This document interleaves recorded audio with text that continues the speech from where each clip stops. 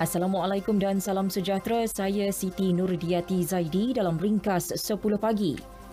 Pekerja dalam industri perkilangan dan pembuatan khususnya di Pulau Pinang dan Selangor akan diberikan keutamaan menerima suntikan vaksin COVID-19.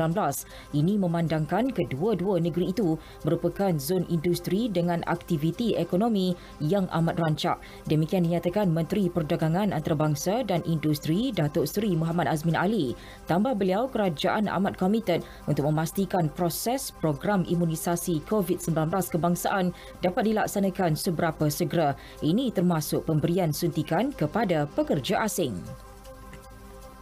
Kerajaan Kelantan memperuntukkan 1.5 juta ringgit sebagai sumbangan kepada peniaga yang terkesan berikutan pembatalan pengoperasian Bazar Ramadan di seluruh negeri berkenaan. Pengerusi Jawatankuasa Kerajaan Tempatan, Perumahan dan Kesihatan Negeri, Dr. Izani Husin berkata, peruntukan itu melibatkan 2,500 peniaga yang berdaftar dengan pihak berkuasa tempatan.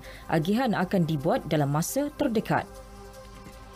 Kerajaan Negeri Sembilan optimis menjadikan daerah Kuala Pilah sebagai destinasi pelancongan baharu di negeri itu. Ini berikutan perkampungan budaya Teraci yang terletak di Kuala Pilah diberi nilai tambah. Menurut Menteri Besar Datuk Seri Aminuddin Harun, Kuala Pilah sememangnya terkenal dengan adat dan warisan, malah mempunyai tarikan eko pelancongan seperti hutan rekreasi Ulu Bendo serta Gunung Angsi.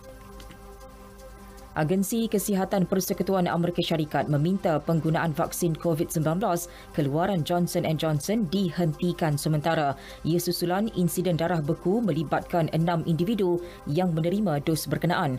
Kesemua kes itu melibatkan wanita berusia 18 hingga 48 tahun dengan gejala dikesan berlaku antara 6 hingga 13 hari selepas vaksinasi. Dalam satu kenyataan bersama Pusat Kawalan dan Pencegahan Penyakit Amerika, pihaknya sedang mengkaji mengenai jenis darah beku bagi individu yang menerima vaksin tersebut. Sehingga kini lebih 6.8 juta dos vaksin Johnson & Johnson telah digunakan di negara terbabit. Kementerian Belia dan Sukan tidak dapat memberi jaminan buat skuad Harimau Melaya untuk menerima vaksin COVID-19 sebelum berlepas ke Emirat Arab Bersatu. Ini bagi melengkapkan baki saingan kelayakan Piala Dunia 2022 Piala Asia 2023 pada Jun depan. Menterinya Datuk Seri Rizal Merican Naina Merican berkata pihaknya sudah mengemukakan cadangan senarai atlet perlu diberi keutamaan pada fasa seterusnya untuk pertimbangan jawatankuasa program imunisasi COVID-19 kebangsaan. Senarai itu meliputi 3 kumpulan terdiri daripada lebih 4,000 atlet dan pegawai.